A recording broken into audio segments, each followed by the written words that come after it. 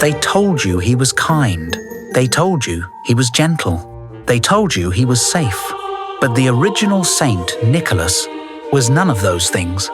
Before the red suit, before the reindeer, before the laughter, there was a man who punched heretics, leaked miracles, raised children from death, and judged the innocent and the guilty. This is the saint they don't talk about. In the year 325, church leaders gathered at the Council of Nicaea to decide the future of Christian belief. Arguments were fierce. Words mattered. Doctrine shaped the world. When the priest Arius challenged the nature of Christ, Nicholas of Myra lost control. He stood and struck him. A bishop at a sacred council, violence over belief. Nicholas was punished and briefly removed from his position. Later, he was restored. Whether legend or truth, the story survived because it matched his reputation. He was not mild, he was unyielding. Nicholas died in the 4th century, but his influence did not end with death.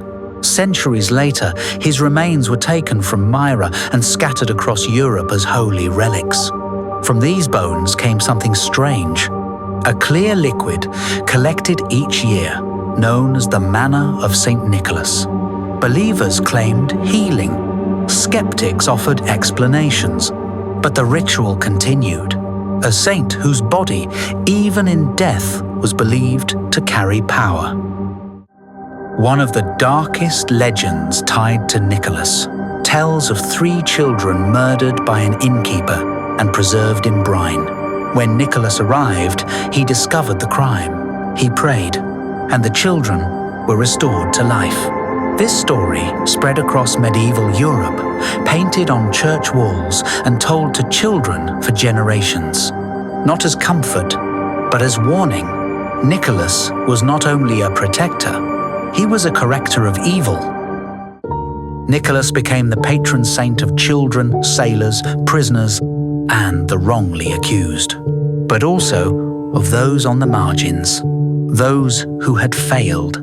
His role was not simply to reward goodness, but to confront wrongdoing. In later traditions, he appears as a figure who evaluates behavior.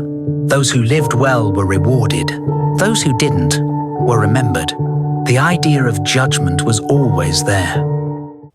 Over centuries, the sharper edges were filed away.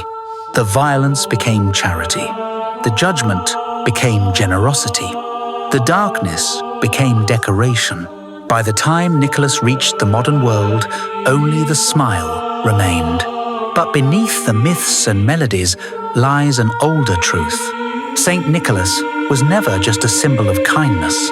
He was a figure of moral weight.